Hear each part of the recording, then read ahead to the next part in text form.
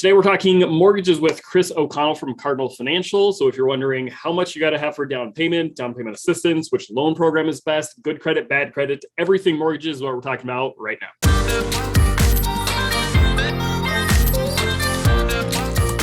Chris, thanks so much for being here today. I'm excited to get to pick your brain, talk about financing for different types of buyers that are out there. So thanks for being on with us today.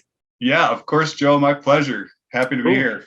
Thanks, man. All right, let's get right into it. All right, let's say I am a first-time buyer. I'm just going to give you scenarios of different buyers, and you tell me what would be your advice for loan programs and different things like that. So if you're a first-time buyer, let's say, why don't we say you're a first-time buyer, bad credit, and not a lot of cash. What kind of things are you going to recommend for that client?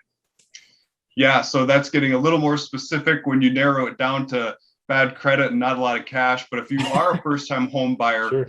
You do have a lot of different options these days. And the first thing you want to do for any buyer is get pre-approved. Sure. So when you do a pre-approval, your lender is going to talk to you about some basic information and take a look at your situation, employment history, income, credit, assets, and stuff like that.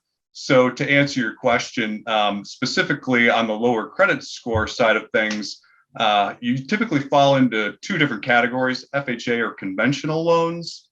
FHA loans are your best friend if you've got a lower credit score. FHA loans are for first-time home buyers, but also step-up buyers or repeat buyers as well. So you don't have to be a first-time home buyer to do an FHA loan, Sure. but you can go down to a 580 credit score, and the minimum payment for FHA is 3.5% down. Sure. All right. And then for that person, if they want to get their scores up or they don't meet that criteria, do you have a few tips for trying to fix the credit? Yeah, that's a great question. And I see this a lot. People are hesitant to have their credit scores pulled, but there's really no downside risk to having your credit pulled by a lender. What you're doing is having that lender take a look at your credit profile, see what shows up on there, including your credit scores, but any kind of derogatory credit, what your monthly payments are on your debt obligations, and find out where you sit. So you may have some easy ways to get your credit score up, or you may have some things to do to plan for the future. So that's an important conversation to have up front with your lender. Yeah. But to your point, the easiest thing to do to get a quick bump in your score is pay down your balances on your revolving credit or your credit cards. And also, if you do have some collections or something like that, derogatory credit, if you can settle those or pay them off, that will definitely help in the long term as well. Yeah. And what I tell everybody is, if you are getting prepared to buy a house, just be really conscious of making your payments on time. If you have one late payment on a credit card or a car loan, that can really damage your credit and your scores. So just be on the lookout for stuff like that. Do those things, make the payments on time, don't let things go into collections. And if you can, pay down those balances. Yeah, absolutely. And I love your first point that you started with too, is talk to a lender first, because I see people trying to do all these different things to shop between lenders or to, they think just getting a credit card is just going to fix it because they heard that somewhere or whatever. Just talk to a lender first, call Chris, and then they can look at your credit score. It's not going to ding it, which a lot of people think, right? I've heard that 1,000 times. Well, I don't want to have a lender pull it because it's going to hurt my credit. No. Talk to the lender, let them see what the problem is, let them see how to help you fix it, and then they can give you a game plan to get you moving forward. Yeah, exactly. And a lot of people don't know that you can have up to 3 credit pulls in a 30-day period without having that impact your credit score. And in fact, if you do have a credit pull by a lender, you can have multiple lenders, specifically mortgage lenders, pull your credit, and that will not adversely affect your scores. Yep. So that's great for people who are, one, starting the process to get pre-approved, but also shopping for lenders. It's not a bad idea to talk to a couple different people, see what they can do, see what advice they have, see what rates they have, et cetera, when you're looking for houses. Yeah, totally agree. I think everybody needs to shop a little bit.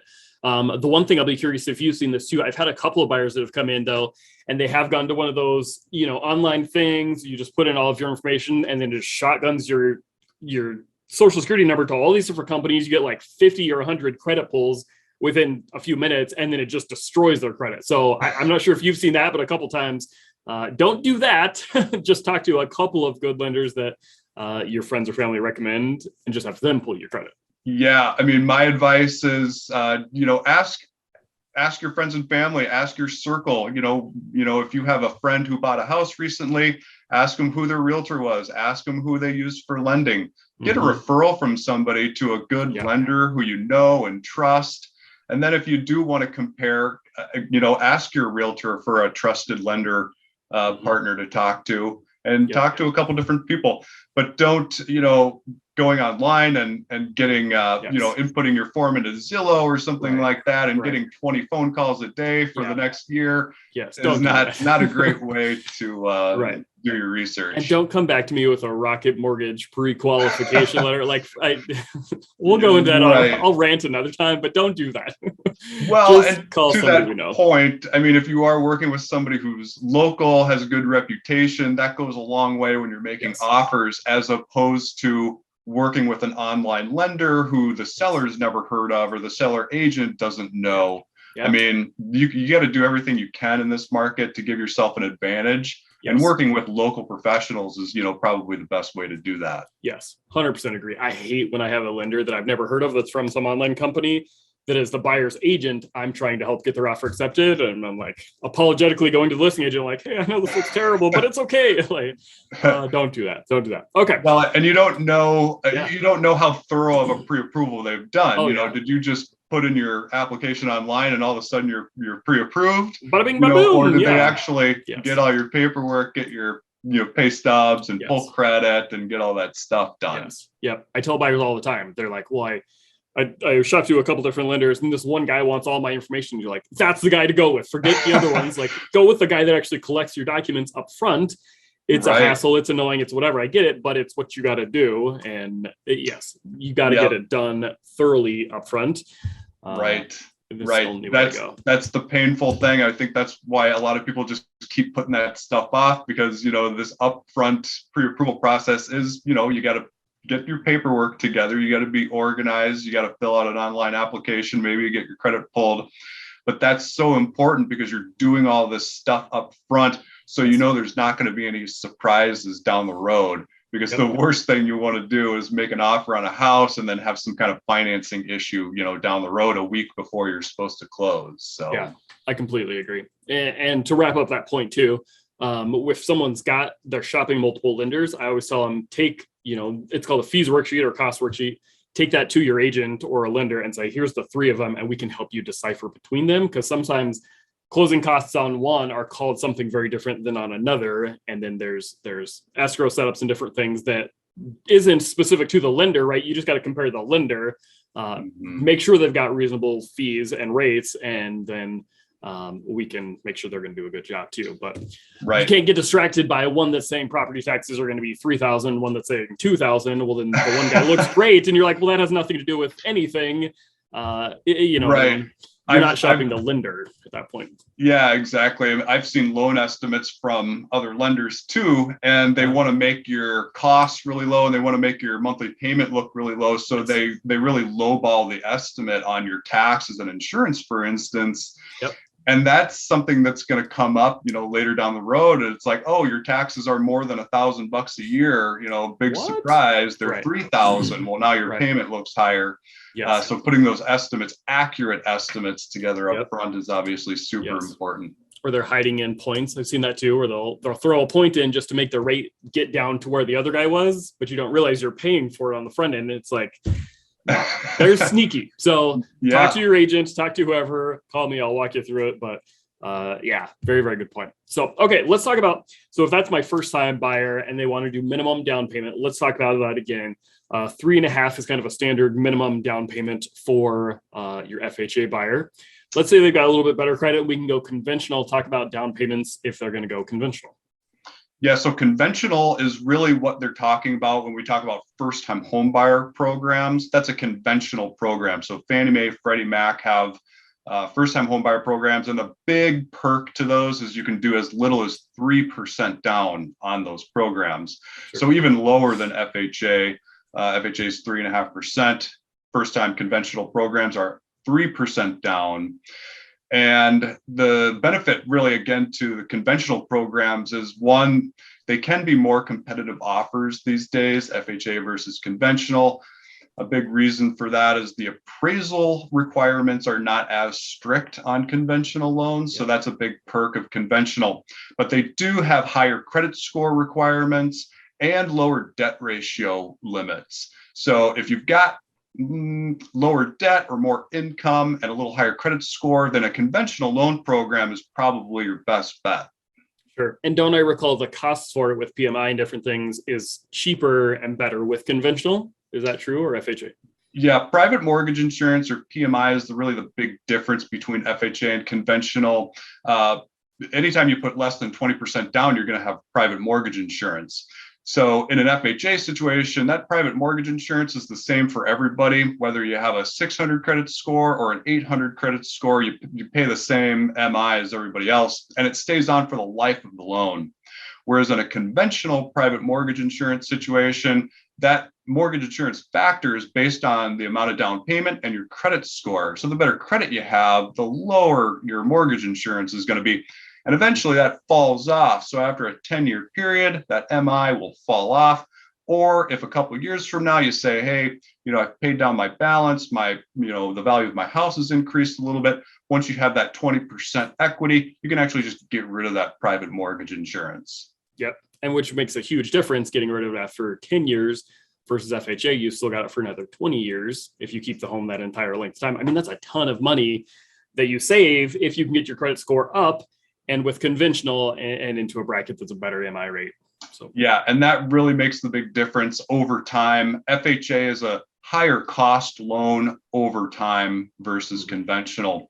But what I tell people is, the best loan for you is the one you qualify for. And if you only qualify for FHA, for instance, you can always refinance out of that FHA loan down the road into a conventional loan. Maybe you've got better credit, you paid down some debt, you're making more income. You can refinance out of that FHA loan down the road into conventional. And to the same point, if you are in a conventional loan and you think you do have that equity, you can always refinance out of that mortgage insurance down the road with conventional loans as well. You don't have to wait that 10-year period. Nice. Yep. Because you got to get to an 80-20. Is that right? 20% equity in your home? Yep. 20% equity. And, 30 years is a long time. You might do different things with your mortgage over the next 5, 10, 20 years, whether that's, maybe you do a cash out refi, you've got some equity, you want to access some of that equity to do some home improvements, consolidate debt, pay for college, maybe. I mean, you might do something different with that mortgage down the road. Either way. It's not a forever thing. You don't have to. Not a forever thing. A death sentence if you can't get into the best loan program that you're hoping for. Yeah. So I think that's a great point. Let's talk for a second too about the real estate side of things. So when I'm working with a buyer and I'm trying to get their offer accepted, it can't be understated right now that if you're with a conventional loan, it's considerably easier to get your offer accepted and potentially for better terms. Coming through the summer, we're recording this in August. I mean, it's been so competitive that, maybe 15% of offers accepted are FHA and the rest are either cash or conventional is the numbers that I've been seeing. And so I would encourage buyers. I tell them, don't hold off long-term, but if you can spend 2 or 3 months, maybe to save up cash and or fix your credit to get you into a conventional loan, it could make a huge difference in actually just getting your offer accepted when you're in a really competitive market. So definitely something I'd like buyers to think about. Again, to your point, I like it. I wouldn't hold off for a whole year or something because, there's so many negatives to renting and throwing money out the window anyways, that, the best one is the one you can qualify for. If you can spend a little bit of time, get your credit scores up, get your income, your cash up, to get into a better cash position, then I think that's a great option.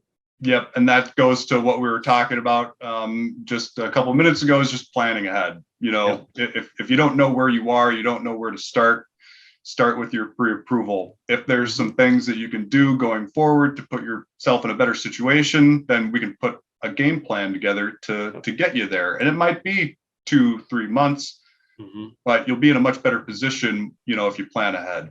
Yep. Absolutely. Okay, let's talk about maybe a move-up buyer, somebody that's got some equity in their home. They've been around for a while. Maybe they've had a few kids. Now they need something bigger, or whatever the case may be. If I've got more cash, do I have to do 20% down, or what kind of programs are available for those? Well, you absolutely don't have to do 20% down. And if you are selling your home and using that equity or the proceeds of the sale to put down on the next house, you don't have to use all the proceeds. You don't have to put everything down on the next house. So in a traditional conventional program, if you're a move-up buyer, 5% is the minimum down payment on the next purchase. Or if you are using an FHA loan on your next property, which you can do as little as 3.5% down with an FHA loan on the next property. Here's what a lot of people don't know, especially move-up buyers. If you only have one other financed property, you can use these same quote unquote first-time homebuyer programs to purchase your next home. Meaning, if you qualify for a first-time homebuyer program for your next primary residence, you can do as little as 3% down.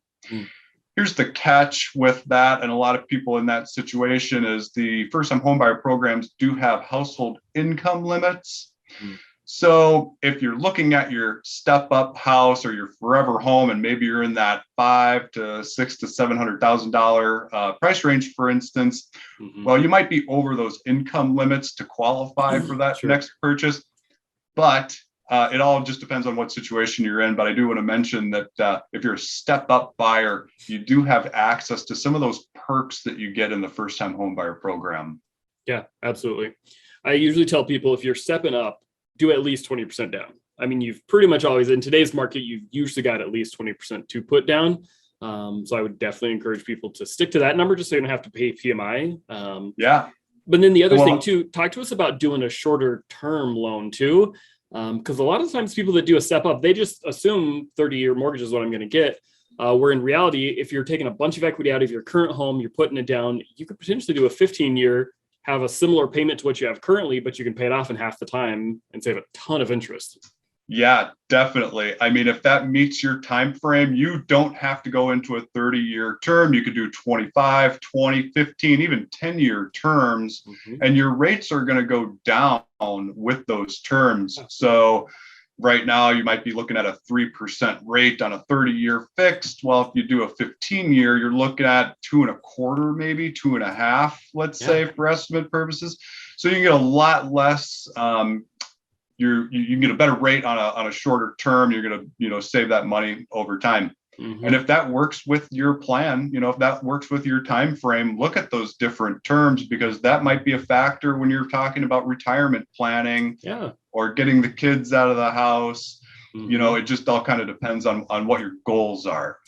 Yeah, 100%. A great resource I would send people to, I should double check, but I think it's mortgagecalculator.org. Yep, mortgagecalculator.org. If you check that out, I love to play with those numbers. I'm kind of a math nerd, and I like to see different terms and then have different down payments. So if I get rid of that PMI off of there, look at all the money that you're going to save, right? Or if you're going to put 100,000 down instead of 50,000 down, right? Look at you can scroll down at the bottom, but it'll tell you total interest paid over the life of the loan. And it'll just blow your mind, right? That if you can get into a 15 instead of a 30, you're going to save 0.5% or something, a decent chunk on that interest rate. Plus, you're going to be paying it off in half the time, so it amortizes faster. I mean, it's just massive amounts of money that you'll save. Yeah, I mean, and to your point, I mean, if you can put 20% down, I mean, that makes your offer more competitive. You don't have to worry about, refinancing down the road to get rid of the PMI. And if you want to apply extra money to your principal balance every month when you make your mortgage payment, you can do that as is, and you can always pay that mortgage off earlier. There's no prepayment penalty for traditional mortgage loans. So even if you are in a 30-year, let's say, and you want to make more payments towards that principal, you could pay it off in 15 years. You don't need to refinance necessarily. You can just pay it off as quickly as possible. Yeah, I love it. It's a great option too, because then you do lock in the lower payments of having it over a 30-year loan. But if you are comfortable with 15, just pay it like a 15. Yeah. And then it'll amortize half as fast, or Right. twice as fast in half as much time. So Yep. yeah, I love it. Okay, let's talk about the opposite. If you don't have a lot for down payment assistance, I know we've got Minnesota housing, VA, different types of RD loans. Talk to us about people that are the opposite. They don't have a lot of cash. What can we do for down payment assistance? Yeah, so Minnesota Housing Finance Agency has down payment assistance programs. There's 3 down payment assistance programs that they offer.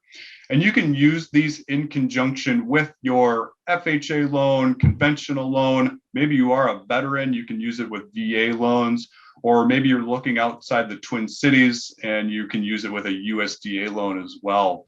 So Minnesota Housing has up to $17,000 to pay for down payment and closing costs.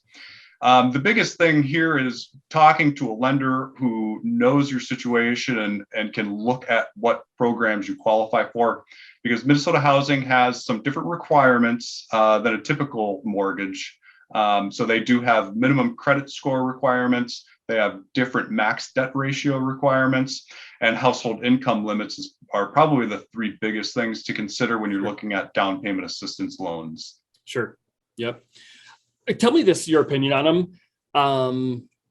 I don't like people that have the mindset of I could never own a home because I can't save up enough money, right? So I've recently helped a client that was probably mid-60s buy their first house, and that was a really, really cool just experience getting to help them into their first home, because they had thought they just didn't think they could ever own a home, right? And so they were RD, which, if for people that don't know, that's you just have to move further outside of the metro. Basically, if you get into the further suburbs, they'll do a 100% financing. Mm-hmm. And so they were able to take advantage of that, and they were able to get into a house. So in that sense, I really like it. And also at the same time, some of the loans seem to have a lot of kind of sticky terms. If you're not in the home for 5 years, then you get penalized. It's not like they're giving us free money. So maybe you want to speak to this, but personally, I would say get your income to where you can afford it more comfortably, save as much as you can to avoid some of the bad loan programs. Give us your thoughts. Do you agree? Do you disagree? I'd love to hear your thoughts, because I don't want people to be so desperate to buy a house that they get into a terrible loan program, right? Or that has sticky terms they didn't realize. But also I don't want them to rent for their whole life either. Well, right. I mean, and so these Minnesota Housing Down Payment Assistance Programs, it's not free money. It's a separate loan to help you pay for closing costs and your down payment. Yep. It does have to be paid back eventually in one form or the other. So there's really 2 options for Minnesota Housing. One is a deferred program. So if you sell the house or move out, or you're no longer using the property as a primary residence, that money has to be paid back. Mm-hmm. The other program is a monthly payment program. So you actually do pay that down payment assistance off over a 10-year period. Oh, okay. So they're loans. It's not free money. It's not forgiven. Mm-hmm. The other thing that people probably don't realize, and a lot of loan officers and lenders probably don't talk to buyers about this, is if you get this down payment assistance and you sell your house within a 10-year period and you make a profit on that house based on your income, your household income, and the amount of time you've lived in the house, that profit can be added on to your taxable income and taxed. Mm-hmm. So that's the other consideration, when you're looking at, your time frame, how long you're going to live in this house. If you do sell the house within that 10-year time period and you make a profit on the house and you've used down payment assistance, there are potential tax consequences to that as well. Is that in addition to capital gains? Are you telling us? Or is that? Nope, it's not. It's not technically capital gains, okay. But the profit, a percentage of that profit based on the amount of time that you lived there will be added onto your taxable income. Okay. And it's income tax. Sure. So if you're over a certain income limit and you sell the house and make a profit, a portion of that profit will be added onto your income and taxed as regular income. Okay, sure. Which is good. And it's not necessarily that would be a bad thing or a deal breaker for certain people, but the chances of you making money in 10 years is pretty darn good, because we know inflation's about 4% a year. So you should have some equity when you go to sell. It could be a good problem to have. Yeah. That's not a problem at all. I want people to realize it's not like they're just going to gift you a few $20,000 or something so that you can buy a house out of their goodness of their heart, right? You do have to pay it back. There are different terms like that may not even be a deal breaker, but you don't want to be surprised, right? I just had another client, somehow they forgot that they had a second mortgage, which is essentially like Minnesota housing. And I don't know how you forget that you have a second mortgage, but they weren't making any payments on it. So we went to sell their house. They went to buy another one. And then all of a sudden they realized they had like $20,000 less equity than they thought they were going to have, which completely blew up the purchase. Right. So right. I just want people to make educated decisions. They're good programs for the right people. So it all just kind of depends on your situation, and you can, have that in your toolbox if you need it for different reasons. But you're right. It's not free money. It's got to be paid back, but can be useful to get into that house, to get into your first house and become a homeowner.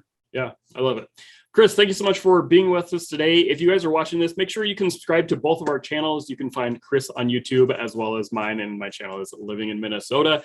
We're going to put all the contact information for both of us. So if you're seeing this on Chris's channel or on mine, make sure and subscribe to both. And then you can find the contact info for the other one of us in the descriptions below. So we thank you so much for your time, and we will see you guys next time.